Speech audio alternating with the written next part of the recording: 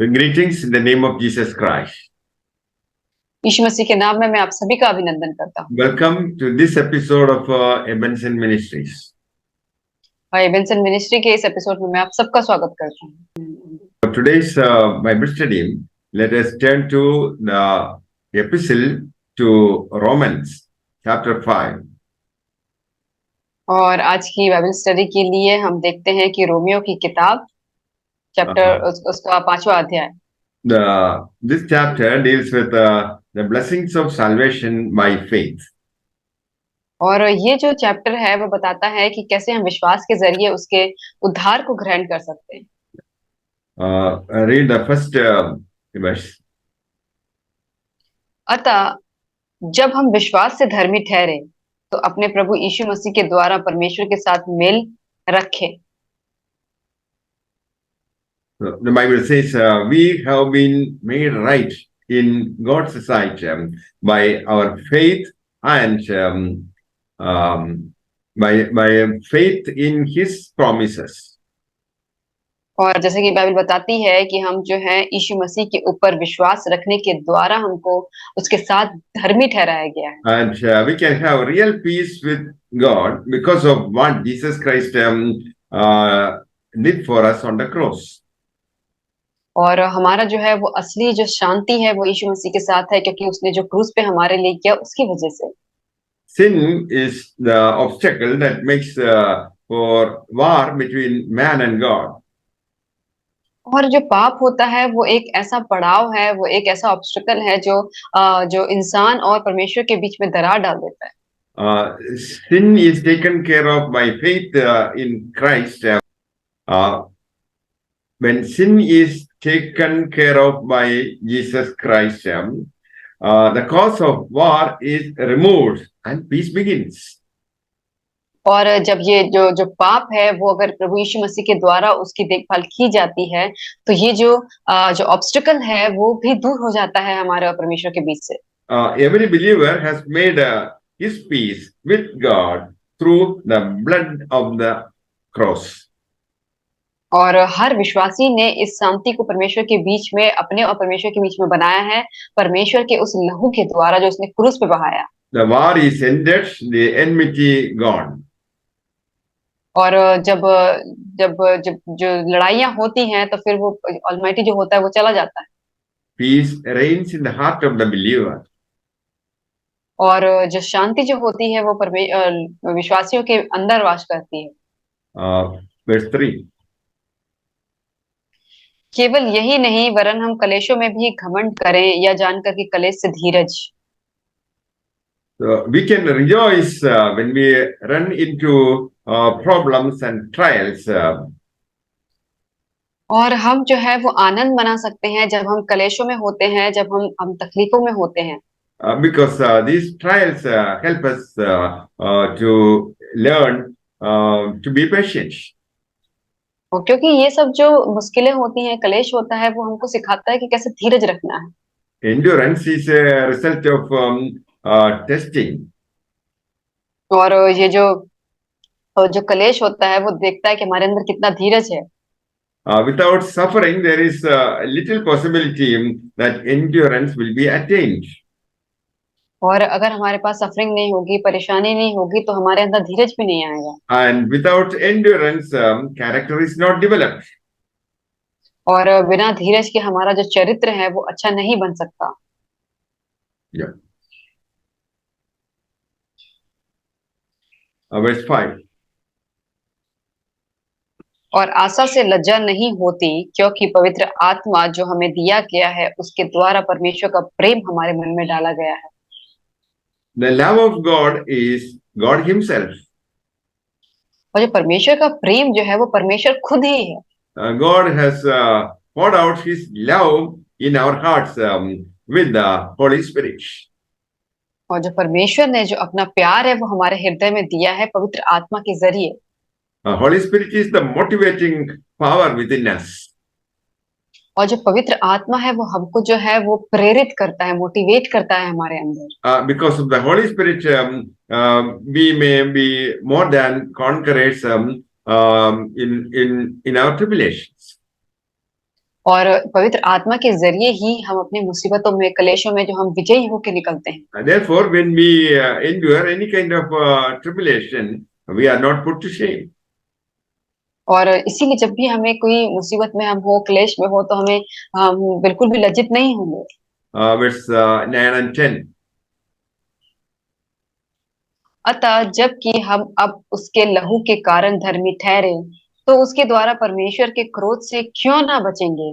क्योंकि बैरी होने की दशा में उसके पुत्र की मृत्यु के द्वारा हमारा मेल परमेश्वर के साथ हुआ, तो फिर मेल हो जाने पर उसके जीवन के कारण हम उद्धार क्यों ना पाएंगे? We are justified by Christ's blood. और हमें जो है वो यीशु के एक मसीह के लहू के द्वारा धर्मी ठहराया गया। The Bible says, without the shedding of blood, there is no remission of sin. और जैसे कि बाइबल बताती है कि बिना लहू के बहाए पाप की कोई भी क्षमा नहीं है। The life is in the blood, and the blood makes atonements for the soul. और जो जो जिंदगी होती है जो वो लहू में होती है, और वही लहू जो होता है कि हमें हमारी आत्मा को दिया जाता है। We are also reconciled to God by Christ's death, and saved by His life. और जो हमें जो है वो परमेश्वर के पुत्र की मृत्यु के द्वारा हमें परमेश्वर के साथ मेल कराया गया है, उसकी उसकी जीवन को देने के बाद। We are we are reconciled by the humbled Christ, and saved by the exalted Christ. और हमें जो है वो जो मेल कराया गया है उस हम्बल, जो एकदम से दीन परमेश्वर के द्वारा। Propitiation and forgiveness of our sins are adequate for a sinner, but not for an enemy. और जो जो जो जो जो पाप की जो क्षमा होती है वो अपने लोगों के लिए होती है, और वो दुश्मनों के लिए नहीं होती। An enemy needs a reconciliation, which includes propitiation and forgiveness. और जब जब जो दुश्मन होता है उसको जब क्षमा दी जाती है तो उसको बहुत सारे नियम कानून होते हैं और बहुत सारी चीजें होती हैं, तब उसको माफी दी जाती है। So reconciliation is the result of being justified out of faith. और जो रिकंसिलिएशन होता है वो है कि हमारे विश्वास के जरिए हमको मिलता है। Now verse 10 and 11. क्योंकि बैरी होने की दशा में उसके पुत्र की मृत्यु के द्वारा हमारा मेल परमेश्वर के साथ हुआ, तो फिर मेल हो जाने पर उसके जीवन के कारण हम उद्धार क्यों ना पाएंगे?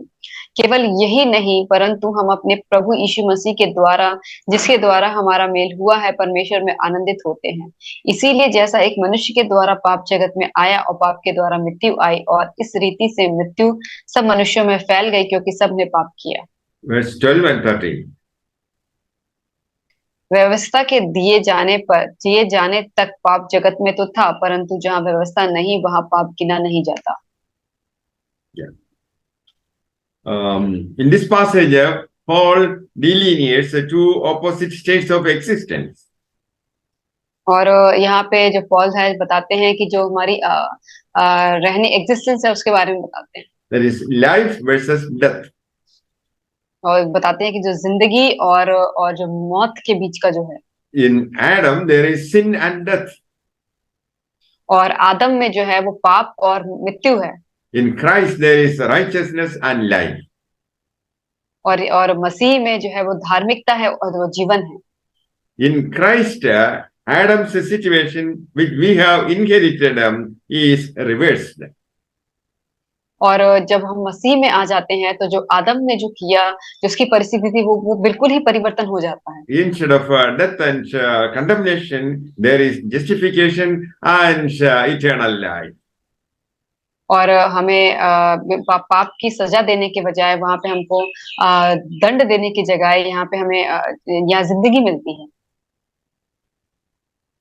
Paul says that God's redemptive grace in Christ is freely offered to all, and is certainly efficient for those who believe. और जो यहाँ पे पौलुस कहता है कि जो परमेश्वर का जो ग्रेस है, जो आशीष है, वो सबको ऐसे ही मुफ्त में मिलती है, और वो हम सबके लिए बिल्कुल ही सफिशिएंट है, बहुत ही हमारे लिए काफी है। In Adam, the first man, the father of the entire human race, who brought in death through sin. और जो आदम जो इस संसार का पहला आदमी था, उसने अपने काम के ज़रिए इस संसार में वो पाप लेकर आया। Christ, the second Adam, brought in life through righteousness. और जो मसीह जो दूसरा आदम था वो अपनी मृत्यु के ज़रिए वो धार्मिकता को लेकर आया। So death is the ultimate result of a man's fall. और जो मृत्यु होती है वो अगर हम कोई गलती करते हैं तो उसका अल्टीमेट जो रिजल्ट होता है वो मृत्यु है। Man's spirit was deadened, और जो मनुष्य की जो आत्मा होती है वो खत्म हो जाती है। and eventually his body also died. और उसके बाद उसकी जो शरीर होता है वो भी मर जाता है। Death and sin cannot be separated. और जो मृत्यु है और पाप जो है वो उसको अलग नहीं किया जा सकता। Death is the only, death is not only a physical suffering in the future, it is something in which man is involved daily. और जो मृत्यु है वही एक जो हमारी शारीरिक जो सफरिंग है वो नहीं है, बल्कि ऐसा है जो हम अपने हर दिन में हम उसको फेस करते हैं। Uh, the words transgression, offense, and disobedience all refer to fall of Adam. और जितने भी लोग जो आज्ञा का पालन नहीं करते हैं और जो गलत काम करते हैं उसको पौलुस बताता है कि वो आदम से हैं। That means living life and choosing death. और इसका मतलब ये है कि वो जिंदगी को जी रहे हैं और उन्होंने मौत को सिलेक्ट किया, चूज किया है। uh, Adam forsook the tree of life, which denotes God as life, to pursue the tree of knowledge, which signifies Satan as the source of death. और जैसे कि वहां पे जब आदम ने देखा था कि वहां पे जो जो मृत्यु का जो वहां पे पेड़ जीवन का पेड़ था वो दिखाता है कि परमेश्वर किस तरीके से उसने वहां पे काम किया। और जब वो जो नॉलेज का जो पेड़ था उसमें दिखाता है कि कैसे शैतान उसको वहां पे लेके जाता है। Verse 15. पर जैसी अपराध की दशा है वैसी अनुग्रह के वरदान का नहीं, क्योंकि जब एक मनुष्य के अपराध के से बहुत लोग मरे तो परमेश्वर का अनुग्रह और उसका जो दान एक मनुष्य के अर्थात यीशु मसीह के अनुग्रह से हुआ बहुत से लोगों पर अवश्य ही अधिकाई से हुआ। If guilt and wrath can be communicated, so can grace and love. और जब जो उसका जो क्रोध है वो जब मिल सकता है तो परमेश्वर का जो आशीष है और प्यार भी तो मिल सकता है। If there is power and efficacy in the sin of man, there is greater power and efficacy in the righteousness and grace of Jesus Christ. और जब हम गलत करते हैं तब उसमें जो जो जो पाप करते हैं तब उसमें जो ताकत होती है, तो जब हमको जब धर्मी ठहराया जाता है उसमें परमेश्वर की और भी महिमा होती है और भी ताकत होती है। Verse 18. इसीलिए जैसा एक अपराध सब मनुष्यों के लिए दंड की आज्ञा का कारण हुआ वैसा ही एक धर्म का काम भी सब मनुष्यों के लिए जीवन के निमित्त धर्मी ठहराए जाने का कारण हुआ। Adam's sin was disobedience. और आदम का जो पाप था वो था कि उसने आज्ञा नहीं मानी थी। What he did was evil because it was forbidden by God. और ये शैतान ने उससे करवाया था और इससे परमेश्वर ने उसको क्षमा किया था। So we are also made sinners with Adam. और इसीलिए हम सबको जो है वो हम भी पापी हैं क्योंकि हम आदम से आए हैं। Through the obedience and the righteousness of Jesus Christ, the many are made righteous. और परमेश्वर यीशु मसीह की धार्मिकता यीशु मसीह की आज्ञा पालन करने की आदत की वजह से हम जो है वो धर्मी माने गए हैं। The free gift comes upon all who believe. और ये जो मुफ्त का जो ये तोहफा है ये उस सब के पास आएगा जो विश्वास करता है। Christ's death on the cross was the highest expression of his obedience and was regarded by God a righteous act.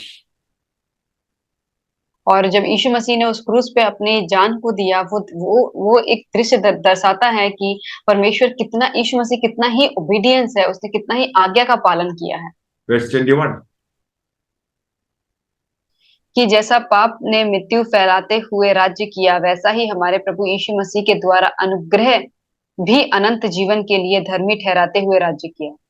By God's grace, righteousness has been imputed